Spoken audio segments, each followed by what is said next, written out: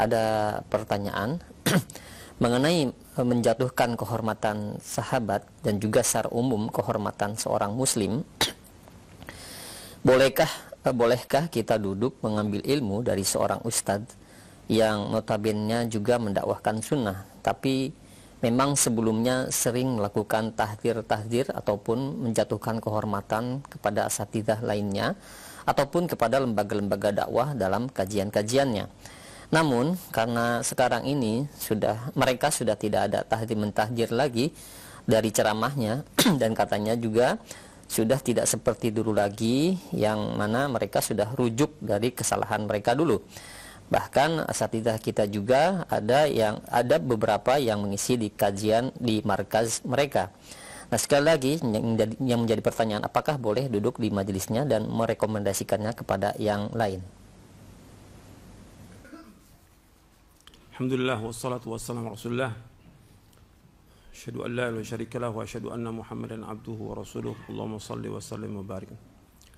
Ini pertanyaan, kalau dilihat dari pertanyaannya berkaitan dengan laskar jihad kayaknya.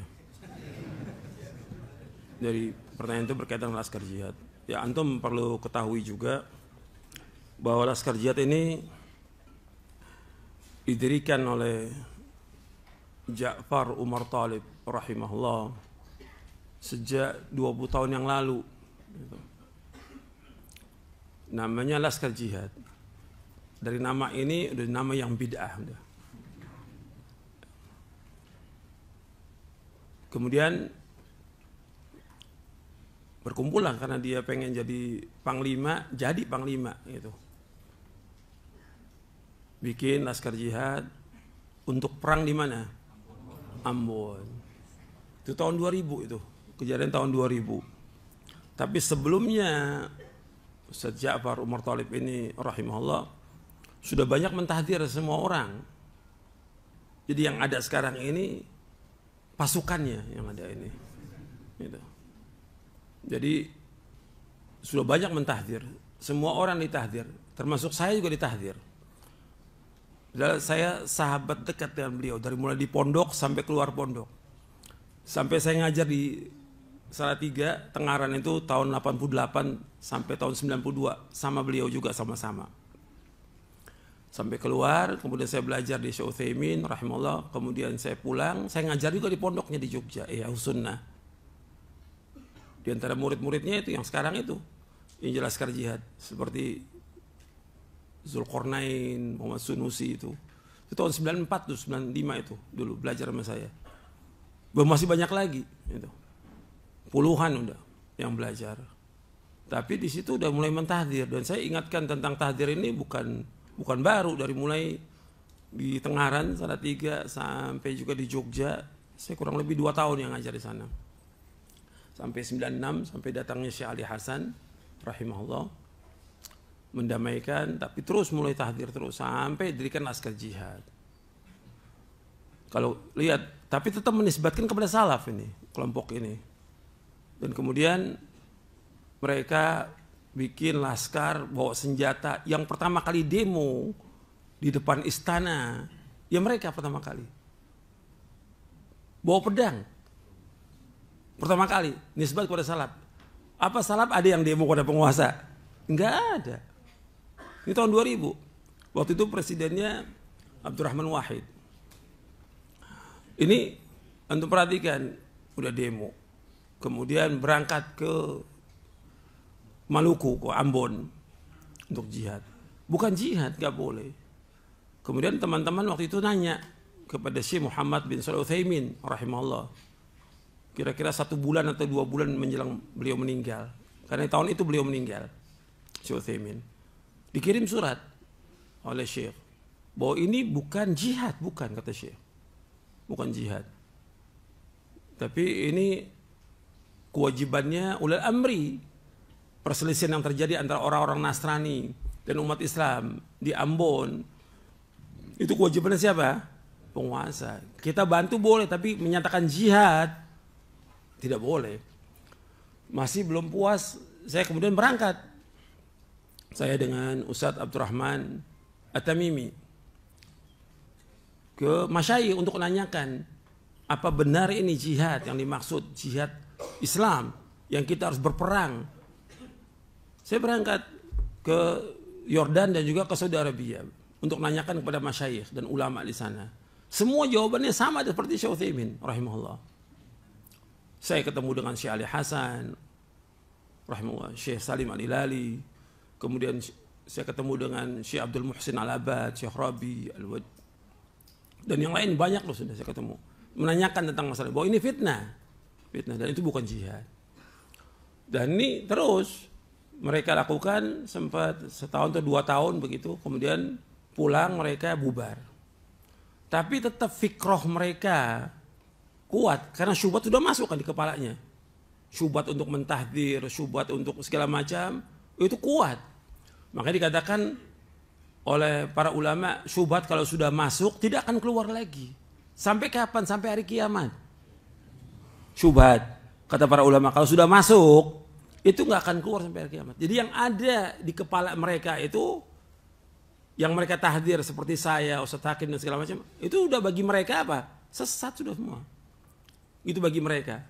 Seandainya mereka bubar betul, namanya Laskar Jihad bubar, tapi tetap syubhatnya masih kuat.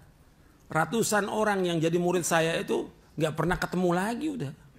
Bukan satu yang murid saya itu yang ikut Laskar Jihad, ratusan, tapi nggak pernah ketemu, nggak pernah. Kan itu udah makanan tiap hari itu, ngomongin Ustadz Yazid, Ustadz Hakim, Ustadz tiap hari itu makanan tiap hari itu digibahi, tazir. Nah sekarang kemudian katanya mereka tobat, ya urusan mereka dengan siapa? Dengan Allah. Tapi kita lihat muamalahnya nggak ketemu sama kita, tetap tahdirannya juga nggak pernah dicabut itu, nggak ketemu. Kalau tadi disebutkan bahwa dia pernah mentahdir roja kemudian enggak, kita belum bisa lihat. Sama aja seperti orang-orang yang baru hijrah, orang baru hijrah. Apa kita yakin bahwa mereka tetap istiqomah dengan hijrahnya? Kan belum seperti itu. Nggak usah diangkat, nggak usah dibanggakan, nggak usah dipuji juga, nggak usah. Urusan dia dengan Allah. Gitu. Orang-orang yang sudah belajar dengan kita, yang berjuang di medan dakwah ini banyak sudah. Gitu. Mereka biarkan aja sampai mereka. Kita mengajak mereka untuk kembali tetap, gitu. Tapi kenyataan kan nggak ada. Artinya mereka mau ketemu minta maaf nggak pernah. Mereka duduk sama kita, kok kita malah duduk sama mereka? Ini kan kebodohan, kejahilan. Mesti mereka yang datang untuk belajar kepada kita atau duduk bersama kita. Bukan kita yang datang ke tempat mereka. Ini nggak benar. Kan orang yang mengikuti pemahaman-pemahaman yang sesat atau syubhat atau yang lain, suruh mereka untuk taubat dulu. Karena secara hukum asal kan nggak boleh belajar dengan mereka. Seperti hadis Nabi SAW, Inna min asyratis sa'ah ayyultamasal ilmu indal asagir. Di antara tanda kiamat, yaitu orang belajar kepada siapa? Al-asagir, yaitu ahlul bidah. Kalau kita sematkan kepada mereka ahlul bidah, itu nggak zalim kita, tidak zalim. Karena apa? Mereka juga sudah menuduh kita sebagai ahlul bidah udah puluhan tahun gitu. Kalau kita ngomong sekarang ini sekali ini, wajar dong. Karena mereka sudah menuduh kita, cuma nggak lafadznya ahlul bidah, lafadznya apa? Sururi gitu. Kalau ditanya sururi apa? Nggak tahu sururi itu apa. Nggak tahu mereka. Penisbatan sururi itu mereka nggak tahu. Dan saya sudah jelaskan di buku ini. Di buku Mulia dengan Masalah ini ada penjelasan apa yang dimaksud dengan sururi. Ada di sini lengkap penjelasannya. Jadi kalau udah seperti itu mestinya jangan gampang-gampang memberikan apa? Tazkiyah. Mungkin nggak orang itu balik lagi mungkin atau tidak? Mungkin. Banyak kan orang-orang yang baru hijrah balik lagi ada nggak? Banyak. Gitu. Bagi kita nggak usah muji, apalagi nulis di Facebook. Apa manfaatnya? Apa manfaatnya? Nggak ada manfaat sama sekali. Justru nanti membuat orang ini tertipu gitu dengan ilmunya mereka. Mereka tidak rasakh dalam masalah ilmu, tidak dalam masalah ilmu. Mereka udah buat fitnah ini bukan setahun 2 tahun, berapa tahun? 20 tahun lebih. Bahkan sebelumnya dari tahun 97 itu udah bikin fitnah. Terhadap apa? Terhadap dakwah salaf. Udah merusak nama apa? Nama para dai. Mencemarkan para dai. Bukan dosa kecil, dosa besar. Merobek kehormatan seorang muslim. Itu dosa besar. Merobek. Dan ini terus dilakukan oleh mereka. Nggak pernah berhenti. Terus. Kemudian juga merusak nama dakwah salaf. Pecah belah dakwah salaf ini. Antum sih nggak ngalami. Ya, antum nggak ngalami. Saya pelaku sejarah ini. Jadi tahu benar itu. Bagaimana sakitnya dicela, diejek, difitnah, dikucilkan oleh mereka. Karena mereka besar waktu itu. Kita 97, 98 masih kecil berapa orang. Tapi mereka besar, banyak. Gitu. Tapi saya udah bilang ini bakal hancur. Karena orang yang cinta kepada kekuasaan, hubur riasa, kepemimpinan, pasti akan binasa udah. Nggak lama umurnya. Paling cuma berapa tahun. 2003 bubar semuanya udah. Nah terus sudah bubar, mesti kan tobat. Nggak ada yang datang. Ratusan tuh, yang saya bilang murid-murid saya tuh. Yang ustadz, nggak ada yang datang. Enggak. Tetap aja. Kenapa? Syubhat udah masuk. Yang ada di kepala mereka, ini nggak boleh belajar sama ini. Akhirnya apa? Mereka rata-rata futur, nggak belajar lagi. Sebagian mereka. Nggak belajar lagi. Bukannya kita nggak ngajak, kita undang mereka dalam kajian-kajian. Enggak. Setiap saya masuk ke daerah, saya undang mereka. Mereka murid saya kok. Hatta mereka tamatan Madinah, murid saya dulunya. Hatta mereka belajar di Yaman juga murid saya mereka semuanya. Tapi memang mereka tidak punya adab. Itu nggak punya. Gitu. Seperti yang sekarang saya bilang para dai banyak nggak punya adab. Itu sekarang ini. Permasalahan adab, nggak punya adab sama sekali. Nggak pernah mau ketemu, nggak pernah mau datang, nggak pernah juga. Ya pasti mereka salah lah. Nggak mungkin mereka nggak bicarakan tentang dakwah kita, nggak mungkin udah. Tuduhan banyak dan tuduhan yang sama seperti yang mendirikan Laskar Jihad ini, tuduhan yang sama. Gabung dengan Asofwa, Lajnah Khairiyah, Dewan Dakwah, terakhir Sururi. Itu nggak berubah. Kalau kita tanya buktinya, nggak pernah punya bukti. Mereka nggak punya, sama sekali nggak punya bukti. Tapi yang ada cuma fitnah. Apa nggak dosa? Ya dosa dong. Dosa besar merobek kehormatan seorang muslim. Kita berdakwah untuk menegakkan tauhid, menegakkan sunnah, dituduh oleh mereka apa? Ahlul bidah. Nggak boleh belajar, nggak boleh duduk di majelisnya. Ini udah bukan setahun 2 tahun, puluhan tahun. Kok sekarang tiba-tiba ada ustadz yang ngisi di tempatnya mereka? Ini kan kebodohan, ketololan. Gitu. Karena nggak tahu gitu, gampang sekali. Dan kadang-kadang juga baru diajak makan sama mereka udah tazkiyah. Ya Allah, benar-benar keterlaluan ini. Emang kalau kita lihat ya tujuannya mereka untuk apa? Cuma dikasih makan, dikasih duit, tazkiyah. Ya Allah, nggak ada harganya dakwah ini. Murah. Ya seperti yang sekarang ini, seperti itu. Nggak bisa nih dakwah ini besar, ilmu ini besar. Dan sudah diusung udah puluhan tahun untuk menegakkan. Mereka bikin pecah belah umat. Mereka merusak kehormatan para dai. Mereka memfitnah dan segala macam. Mestinya disuruh mereka taubat. Bukan datang. Tetap aja orang yang kena syubhat, ente isi 10 kali, 20 kali, tetap aja nggak berubah. Kecuali dari hatinya sendiri mereka taubat kepada Allah. Justru dengan itu, nggak apa-apa, kita kan juga tahu mereka ngisi. Nggak bakal terima.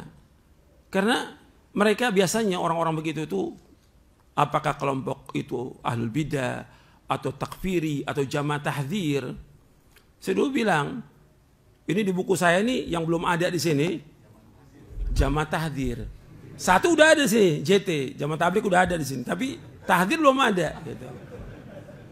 Mungkin nanti perlu dimasukkan juga itu, jamaah tahdzir. Karena termasuk kelompok-kelompok yang sesat dan menyesatkan kaum muslimin. Gitu.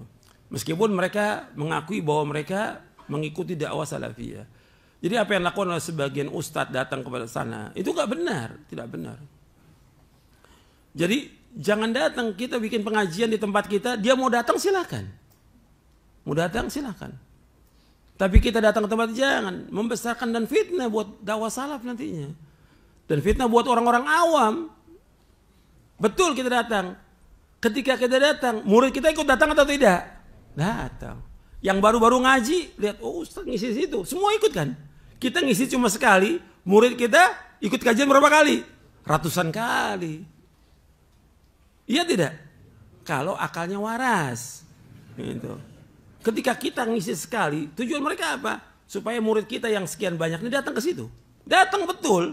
Udah kita ngisi cuma sekali atau 2 kali umpamanya. Tapi murid kita karena di situ ada pengajian ustadz-ustadz mereka, ikut ngaji apa tidak? Ngaji.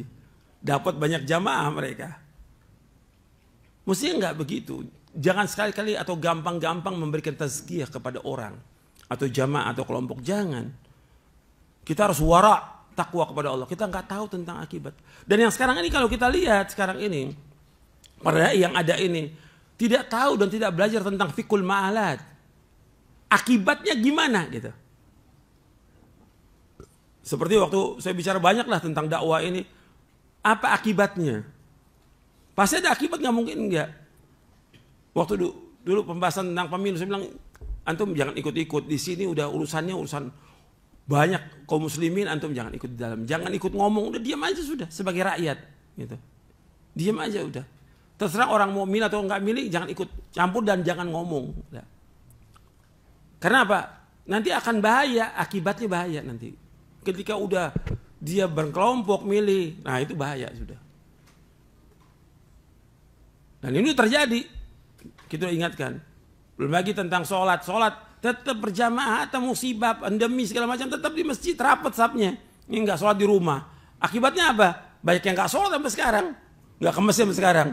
Udah pandeminya udah hilang, nggak sholat di masjid. Dipegang tuh fatwanya sholat di rumah. Makanya kita harus belajar tentang fikul ma'alat. Akibatnya apa nanti? Gitu. Seperti bicara soal donasi saya berkali-kali. Karena ada fikul ma'alat. Akibatnya apa nanti? Berat akibatnya. Dan ini berat. Udah terjadi, kita harus bicara. Nggak boleh diam. Sama seperti ini. Antum datang ke tempat itu berat nanti. Akibatnya apa? Murid-murid antum akan datang ke sana. Untuk belajar kepada mereka. Antum cuma ngisi sekali 2 kali. Tapi murid antum akan belajar pada mereka. Jadi mereka akhirnya. Jadi kelompok baru, jamaah tahdir yang baru. Generasi ke berapa ya? Keempat atau kelima nih generasinya, nggak tahu nih. Jangan, justru kita ngajak mereka untuk kembali kepada Quran wa sunnah al-fahmi salaf. Bergabung dengan kaum muslimin. Bukan kita bergabung dengan mereka juga bergabung. Karena mereka sudah memisahkan diri dari jamaah kaum muslimin. Dengan mereka demo, dengan mereka mentahdir, udah memisahkan diri. Yang justru mereka harus bergabung dengan kita, bukan kita masuk ke mereka. Jelasin sampai sini. Kalau saya mau cerita panjang ini. Gitu. Masalah ini. Dan kita udah memperingatkan mereka bukan sekali 2 kali. Berkali-kali. Kepada pendirinya Ja'far Umar Thalib rahimahullah. Saya udah ingatkan di rumahnya. Sampai semua yang ditahdir saya kumpulkan. Ya ini juga bantuan dari beberapa ikhwan di Surabaya. Kita kumpul di Tawangmangu tahun 96. Semua datang, saya, Ustadz Hakim, semua ada Ustadz. Ustadz Abu Nida, Ustadz Aun, semuanya datang itu kumpul di Tawangmangu untuk islah. Antara Ja'far dengan semuanya. Tapi nggak mau islah. Sudah tahun berikutnya lagi saya datang lagi. Nggak tahu. Tahun itu juga saya masih mengingatkan Ja'far untuk kembali gitu. Ini nggak bisa nih tahdir merusak nama dakwah, tapi nggak mau. Setelah itu karena nggak mau, saya ditahdir malah. Saya dibilang dajjal, syaiton, segala macam. Udah 100 lakop udah. Tapi dakwah tetap jalan. Kita difitnah, segala macam. Kalau udah pimpinannya ngomong begitu, muridnya ikut nggak? Oh ya ikut muridnya. Dan masih banyak murid sampai sekarang yang seperti itu. Jadi jalan aja terus dakwah. Nggak boleh kita diam dan kita harus ingatkan mereka.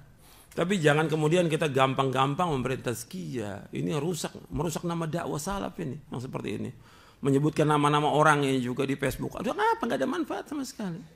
Nggak perlu. Kita juga nggak tahu tentang akibat akhirnya. Juga nggak tahu kan kita. Gitu. Sampaikan ilmu yang bermanfaat aja buat mereka. Untuk antum nulis di Facebook, tulis yang bermanfaat. Sekarang banyak di Facebook orang nulisnya nggak manfaat sama sekali. Antum tulis hadits, syarah hadits dari penjelasan para ulama, manfaatkan. Gitu. Daripada nulis yang segala macam yang nggak ada manfaatnya. Antum akan ditanya dari kiamat nanti tentang apa yang antum tulis nanti. Mudah-mudahan bermanfaat. Wassalamualaikum Muhammadin sallallahu alaihi wasallam.